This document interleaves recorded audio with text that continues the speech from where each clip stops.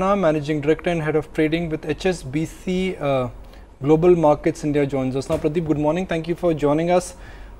Should we pay enough attention to what is happening to emerging market currencies? Because historically, like they say, that it is a currency which tells you that when the crisis is coming.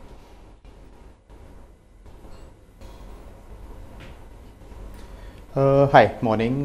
Definitely, I think it is always wise to pay attention to everything that is happening globally, because there are always cues and lessons that are to be picked up. I mean, clearly we are not in anywhere near a similar situation like Turkey. I mean, where inflation is at about 25% and stuff like that. But having said that, there are a lot of reasons for investors to be a little bit cautious on emerging markets today. And what can happen if the macro fundamentals fall too much out of whack is a lesson that should not be easily forgotten. Okay.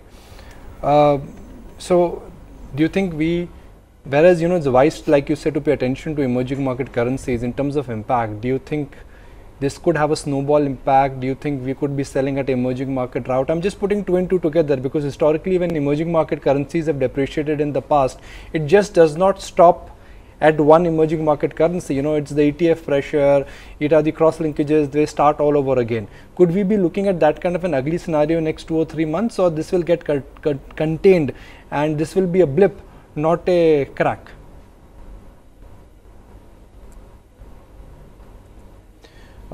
I think that is really an interesting question. No one can really know the answer beforehand. So having said that, while fundamentals are not too bad, I think what one should really be prepared for is perhaps a 2-3 month kind of scenario where you are unlikely to really attract portfolio inflows into even the better off emerging markets, and it could well be that there are redemption pressures, and as you just said, along with selling the ugly, there is always some motivation to sell the relatively better off to arrive at some kind of averaged redemption level for investors. So that is part of the reason why selling in one does slowly spread to selling in others, even if all of them are not to be painted with the same ugly brush.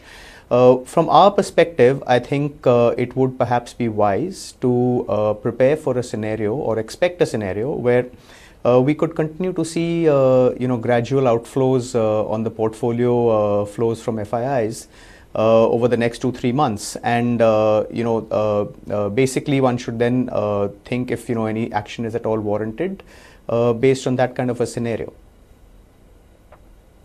Right, but give us your own sense, on the fall in, on the kind of sell-off that we're witnessing in the Turkish lira.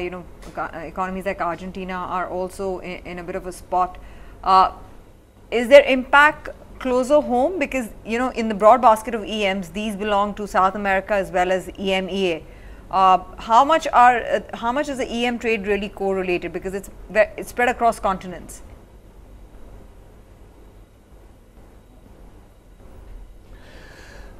Okay, see, I would think, when one talks to foreign investors, one gets the sense that if they are not already getting cautious, then when things do start happening in some emerging markets, definitely the caution starts to kick in. So to that extent, part of the redemption that one might already be seeing might just be prudential, where some investors have decided to take some money off the table, especially in an environment where clearly the rationale for putting the investment in isn't as strong as it was maybe a year or 18 months ago. So that clearly is an impact that we are perhaps already seeing, and which we are, I would suspect, be quite likely to see going forward for the next 2-3 months as well.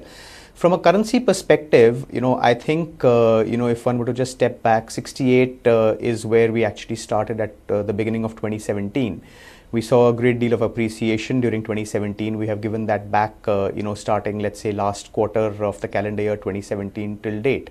To my mind, it really seems to signal an increased willingness from the RBI to tolerate far greater free market swings for the currency. So 10% swings in a year from 68 down to 64, 63, and then back up from 64 to 68 and a half, I think are increasingly acceptable. So I think that's just the comfort that the authorities have. I think clearly not in a situation where there is a huge amount of stress from the macro or from the reserves kind of point of view.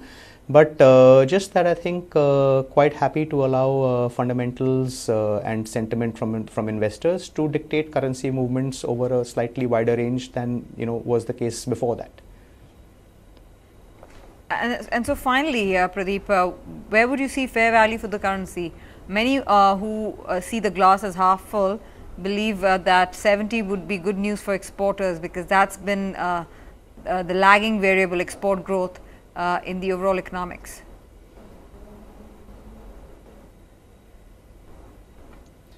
It's a very difficult question, because if one is asking what is the fair value for the currency from a export import balance kind of perspective, I don't think there is an easy answer to that, because we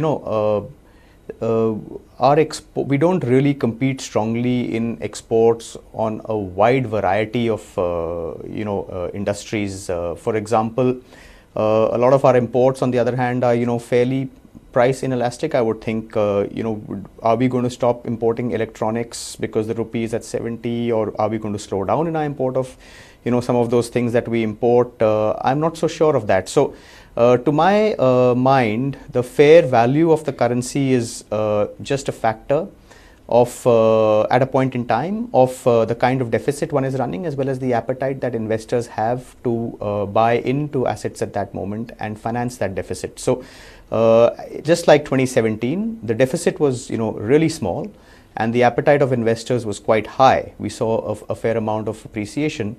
So today, the appetite of investors is, if anything, slightly negative. There's a little bit of money going out, and the deficit is higher. So, fair value, an equilibrium level, difficult to kind of predict, because I don't think these things are going to kick in that quickly and, with 2-3% adjustments. Sure. I would think at the end of the day, there will be some increasing signals from the central bank, where they would say that we will now step in to control volatility a little bit more, and then perhaps we will start to see some kinds of stability coming back in, and perhaps a little bit of redemption pressure also going away. Okay, Pradeep, we'll leave it at that. Thanks very much for joining us to address the currency story. It's going to be a dominant theme as we go along in the near term. It always has been very core to investing in emerging markets such as India.